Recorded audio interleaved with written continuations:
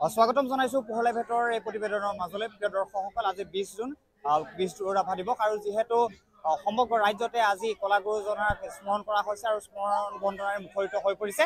আৰু ব্যতিক্ৰম নহয় যোৰহাট, আৰু যোৰহাটত এইবাৰ সদৌ ছাত্ৰ সন্থাৰ উদ্যোগত 3দিনীয়া কাৰ্যসূচীৰে তেওঁলোকে এইবাৰ যি কেন্দ্ৰীয়ভাৱে বিষ্ণু ৰাভা দিৱস উদযাপন কৰিছে। মোক সতীৰ্থ আপোনালোকক দেখাব, আমি পোনে পোনে আপোনালোকক ভিতৰৰ পৰিৱেশৰ মাজলৈ লৈ যাব বিচাৰিছোঁ। আৰু ইতিমধ্যে ইয়াত যি সদৌ ছাত্ৰ সন্থাৰ সভাপতি উৎপল শৰ্মা ডাঙৰীয়াই তেওঁলোকে পতাকা উত্তোলন কৰিছে আৰু তাৰ পৰৱৰ্তী পৰ্যায়ত শ্বহীদ তৰ্পণ হোৱাৰ পৰ্যায় এতিয়া ইতিমধ্যে যি সদৌ ছাত্ৰ সন্থাৰ সাধাৰণ সম্পাদক সমীৰণ ফুকন ডাঙৰীয়াই তেওঁ ইতিমধ্যে ভাষণ প্ৰদান কৰি আছে। লগতে যোৰহাটৰ বিভিন্ন বিদ্যালয় মহাবিদ্যালয়ৰ প্ৰায় 4000তকৈ অত্যাধিক ছাত্ৰ ছাত্ৰীয়ে ইয়াতে তেওঁলোকে সমবেত সংগীত পৰিৱেশন কৰিছে। মোৰ সতীৰ্থৰ দ্বাৰা আপোনালোকক সামগ্ৰিক পৰিৱেশটো দেখাইছোঁ আৰু খুব সুন্দৰকৈ পৰিৱেশটো তেওঁলোকে সজাবলৈ চেষ্টা কৰিছে। মোৰ এই দিশত যদি আপোনালোকক দেখায় যে বল বল বল কৃষক শক্তি দল অ বনোৱা অমনি আগবাঢ়ি যা বল, খুব সুন্দৰকৈ তেওঁলোকে এইদৰে পৰিৱেশ সজাইছে আৰু সমান্তৰালভাৱে খুব সুন্দৰকৈ যি পতাকা উত্তোলন বেৰি আছে তেওঁলোকে তৈয়াৰ কৰিছে। গতিকে আমি আপোনালোকক সামগ্ৰিক পৰিৱেশটো দেখাইছোঁ। আপোনালোকে যি দিশতে মন কৰিব সকলো দিশতে কেৱল বিভিন্ন ছাত্ৰ ছাত্ৰীসকলে ভৰি আছে। যিহেতু প্ৰায় 4000 ছাত্ৰ ছাত্ৰীয়ে ইয়াত তেওঁলোকে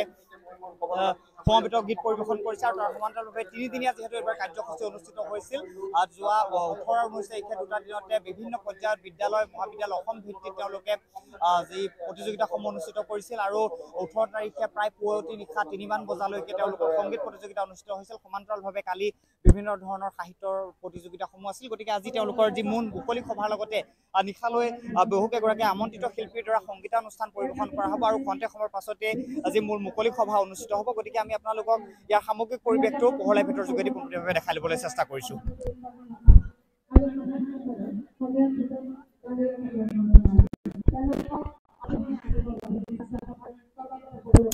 প্ৰিয় দৰ্শকসকল, ইতিমধ্যে আমি যি সদৌ ছাত্ৰ সন্থাৰ উদ্যোগত অনুষ্ঠিত কেন্দ্ৰীয় বিষ্ণু ৰাভা দিৱস যোৰহাটৰ বিভিন্ন শিক্ষা অনুষ্ঠানৰ প্ৰায় 4000 ছাত্ৰ ছাত্ৰীয়ে একেলগে সমবেত হৈ তেওঁলোকে সমবেত সংগীত পৰিৱেশন কৰিছে। আমি আপোনালোকক এই পৰিৱেশৰ মাজলৈ লৈ যাব বিচাৰিছোঁ।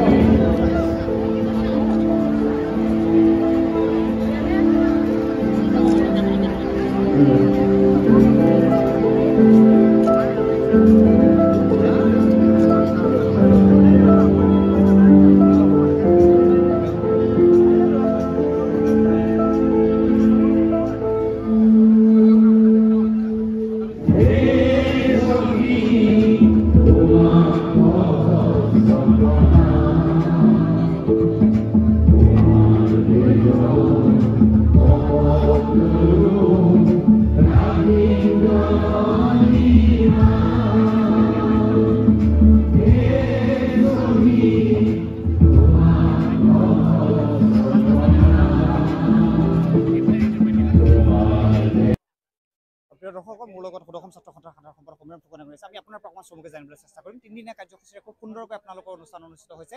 আজি মুকলি সভা অনুষ্ঠিত হ'ব, গতিকে কি ক'ব?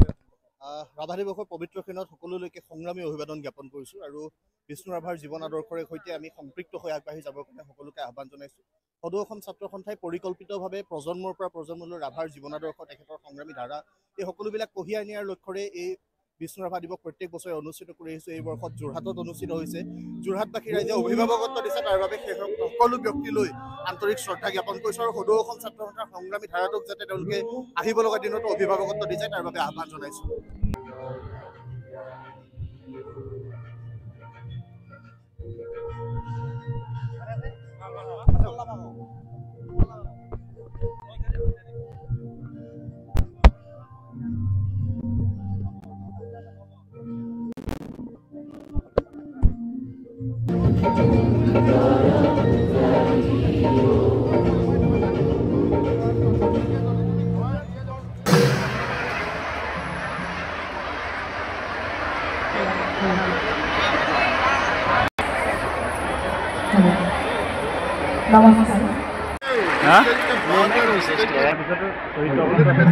মহিলাসকলৰ